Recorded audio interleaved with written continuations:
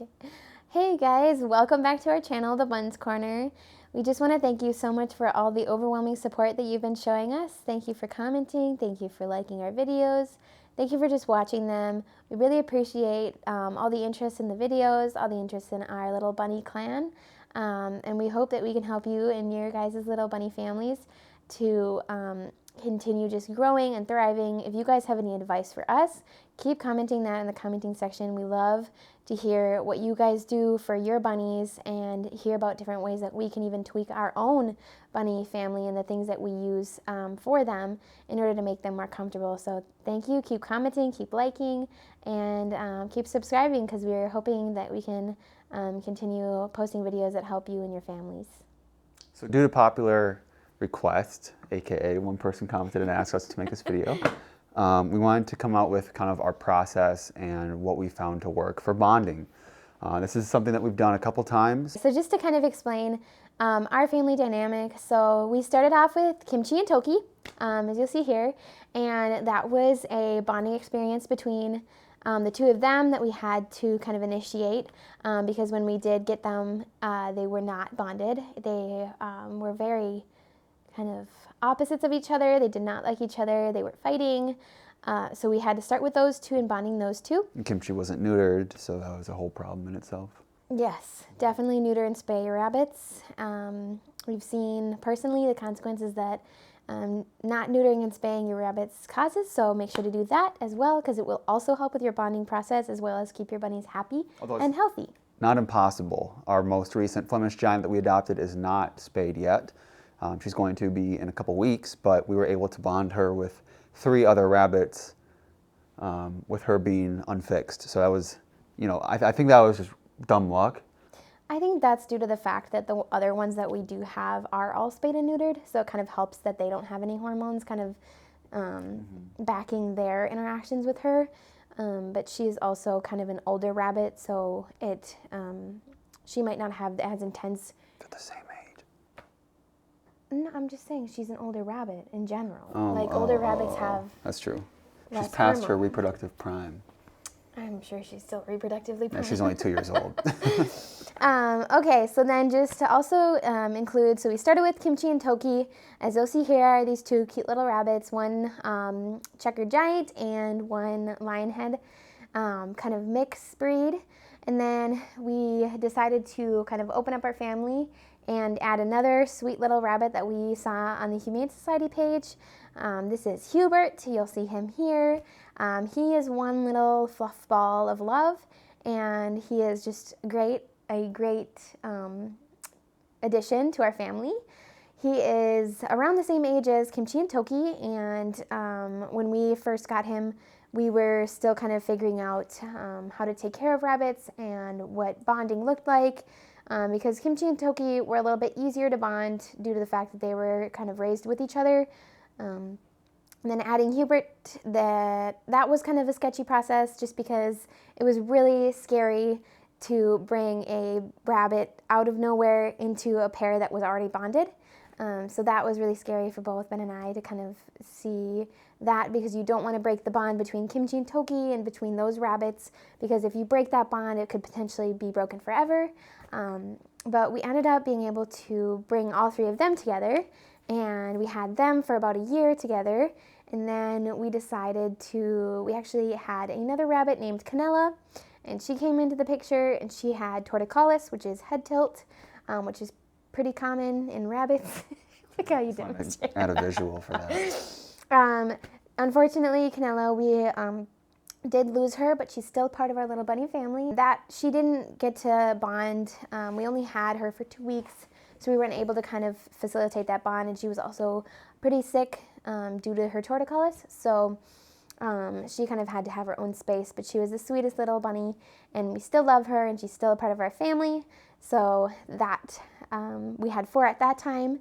She passed away a few months ago, and then another pair of Flemish Giants ended up showing up at my work, and one of them was unfortunately very ill. She had a condition called pyometra, which is caused by having an unspayed rabbit that has gone through several cycles of heat, and what happens there is their ovaries kind of get infected, and it causes an extreme infection within their body.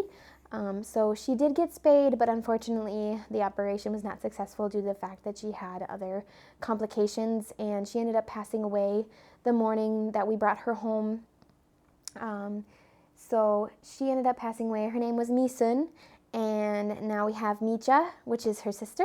As you'll see here, she's a beautiful, healthy 3-year-old Flemish giant. She's a great addition to our family, and we also had to bond her with our other 3 babies. And so Ben here is going to kind of give you guys a little bit of an explanation on how we ended up being able to bond a quartet. Yeah, so I haven't seen all that much content on the space of YouTube talking about bonding more than 2 rabbits. We've definitely made a lot of mistakes. We've learned a lot of things throughout just the reps we've been able to put in with trying to bond multiple rabbits. And it's certainly, I think, a different kind of beast when it comes to like comparing to just bonding 2 rabbits. And so I think the biggest piece is to start in a uncharted territory where bunnies have not gone before, because they're very territorial animals, especially if they're not fixed. And so you want to just set them up for success by putting them, choosing a space, delegating that one that is neutral. Yes. Next is to really make sure that within that neutral space, you're picking a small amount of square footage to begin with. I think a big mistake people make, including ourselves at the beginning, we definitely made this mistake, was feeling bad for your bunnies. Like, oh shoot, they need more space. There's like 4 of them in here. They do need space. They need space to live. Like permanent residents, they should have a lot of space. But when you're bonding them, you don't want to give them too much space, because then that allows for territorialism, as well as bunnies to kind of claim different specific region. Yeah, and so you want to avoid that at the beginning. How long? How long would you say? I think it depends on whether or not they're interacting really well, because with Micha, it was the fact that they were actually pretty accepting of her in the first place. There wasn't really, even inside of their territory, when we kind of just introduced them to each other, Kimchi, Toki, and Hubert seemed to be very accepting of Micha herself and her personality. So we actually introduced Micha to the other 3 in the Kimchi, Toki, and Huey's space, which is a gamble, because our most viewed YouTube video with 14,000 views, which is kind of crazy, we introduced Huey, the new adoptee, into their space, and he got put in a headlock. You can see our mistakes there, so do not do that, because it kind of causes a little bit of a rift between your rabbits, so don't do what we did. Right, so we took a gamble. I would recommend probably not starting with that, and to start in that neutral space. I'd say after like 2 to 3 hours of good behavior, of no excessive humping, no biting, no chasing, then they're ready probably for the next step. And don't worry, like if things get out of control, you can always kind of start back at square one and take it back up from there. You don't have to just abandon the entire process. One thing I have heard that can help as a good first start is to take rabbits in a car ride, or to just induce some sort of stress. For us, that was impossible, because in order to bring like a carrier with all 4 rabbits down, it would probably have weighed like 45, 50 pounds, because 2 of our rabbits are very big. And it probably wouldn't have fit in our car, so we just kind of skipped that step, and it happened to be okay.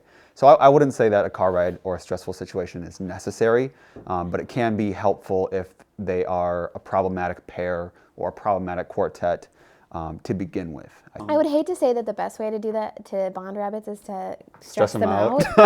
I would say kind of be careful on how... You have to be ruthless. You got to do what it takes. Stop! In our experience, the best way to do it is the neutral space. I would say that's the key to making sure that your rabbits are bonding successfully, is to give them adequate food, adequate water, make sure there's no competition for any of those kind of resources, give them a completely unused litter box, clean up all the pee, all the poop, everything, give them so much hay that they don't even know what to do with it. Kind of give them everything they need, set them up for success. don't kind of introduce them to a space that's already been claimed by other rabbits. Don't introduce them to a space that's of high stress. Kind of give them a space where they feel safe, where they don't have territory established, and where they can have adequate food and water and resources to be able to interact with each other in a way that is positive and also kind of comforting for them. Because they could be there for the long haul. I would say, like, starting off at the very beginning, though, a good rule of thumb might be to be 1 square foot per bunny. And then after like an hour of really good behavior, then you can start introducing the food, water, and then branching out, making their space slightly bigger. And so what we did was we started in a really small carrier that was definitely not 4 square feet though. But after some good behavior, we decided to branch that open to it's probably about 4 by 2, and we kept them there for 2 hours, 3 hours, good behavior. Added some hay, added some the litter box, put some water in there, and then for the overnight we gave them a 4 by 4. So we just gave them larger spaces within that neutral territory, and then I suppose after everything's going well, you would come to the cementing process where territorial behaviors are no longer happening and everyone's getting along for the most part, and the bond seems to have worked. And so next what you want to do is cement that relationship, cement that bond to make sure that when you introduce them into their already claimed territory or their non-neutral space, that the bond isn't going to kind of break and fade away. And so cementing can be a process that can last from 24 hours all the way up into 7 days. And so for what we did is we decided within a small apartment, it was hard to kind of keep the bunnies in a neutral space, her room, for a week. We knew that was going to be kind of a stretch. For our 4 rabbits, the cementing process only took 36 hours approximately, and then we introduced them back into their original setup. Mm-hmm. And I suppose there might be a correlation with how long you cement the bond to how much kind of territorial behavior could happen after. And so we've been, every now and then there's some chasing and some nipping. But for the most part, they're completely bonded. And we found this process to work really well for us. And I think it's really daunting to have more than one or more than a pair and to kind of embark into that bonding journey. But I would just encourage you guys to not be scared by it and to just kind of go into it with an open mind and to be patient and not to feel bad for your bunnies after like 2 hours of having them be in the space, and to really be diligent with the process because, it's very rewarding in the end. Yes. The hours or the couple days that it might take are very worth the years to a decade of, having a fantastic relationship between the rabbits. I think it's really worth it. The juice is worth the squeeze. What? Seeing some type of conflict between rabbits is normal. There's going to be skirmishes where Skirmishes. There's going to be skirmishes. That's not it. It is a little bit, for me at least, it's stressful to watch them kind of do that towards, like bonded pairs doing that towards each other, and then watching them do it towards the newcomer. So I just want to let you know that I do also feel that stress. It's also a little bit frustrating when you see that, but yes, that's going to happen. There's going to be little skirmishes that you see between your rabbits. So I'm just going to explain some things that you can see is kind of nibbling. You're going to see a little bit of hair come out probably. This isn't necessarily dangerous for them. It's when you see them boxing each other and where you see them really kind of interacting in a super negative form. That's going to be where you're going to want to separate them from that. I can always recommend putting like a baby gate between them so that they can still see and interact with each other, but also there's not the ability to kind of interact in that kind of way if you're having that issue. If you're seeing just kind of nibbling, a little bit of like scratching each other, that's going to be a normal thing for your rabbits to do. We had that happen several times between the bonded pairs and between the newcomer, and that's okay as long as they're not physically hurting each other and like running after each other consistently or not stopping that engagement after they kind of establish that dominance. You should be okay if you see that. Just kind of take a deep breath, be like, okay, do your best to kind of make sure, I mean, when you're in the bonding process, you need to make sure you're on top of that. You cannot be away when they're together. You need to be on top of it, be watching, be vigilant, because anything that, you can't leave them together when they're not bonded. That is dangerous, and we're not recommending that. So when we say that they're together for 36 hours, those 36 hours we are there, we're watching, we're listening, we're also interacting with them. So just know that to be there. 36 hours is a pretty, it's on the low end in terms of the time commitment. So I'd say if you're thinking about embarking on like joining your two pairs together and having them bond, really block out kind of your schedule for like 3 days to a week. And if you're not ready for that time commitment, don't even start it. Like, because you're not gonna, if you're not gonna be able to follow through and finish the process, it's kind of a waste of time. So before we go, I just want to kind of summarize the process and the steps. And so first step is to stress them out like crazy. Oh my gosh. First step is to start them off in a neutral space, be it a bedroom, a bathroom, somewhere where they've never been before. Second step is to give them a tiny space and then to gradually increase that size as they exhibit positive behavior.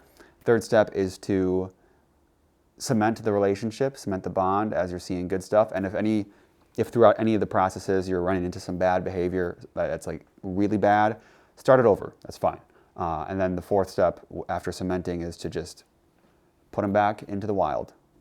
Not in the wild. Put them back in their habitat. Put them back wherever you're letting them free roam. Put them back in the habitat. And yeah, hopefully that should do the trick. We hope this video was helpful in terms of answering some of your questions and kind of just laying out like a process that could work for you and your rabbits. Let us know if you have any questions or if you want to know anything else about bonding. Feel free to put some video requests in the comment sections below for our future content. We are definitely listening, and this video is a great example of that. And thank you so much for stopping by.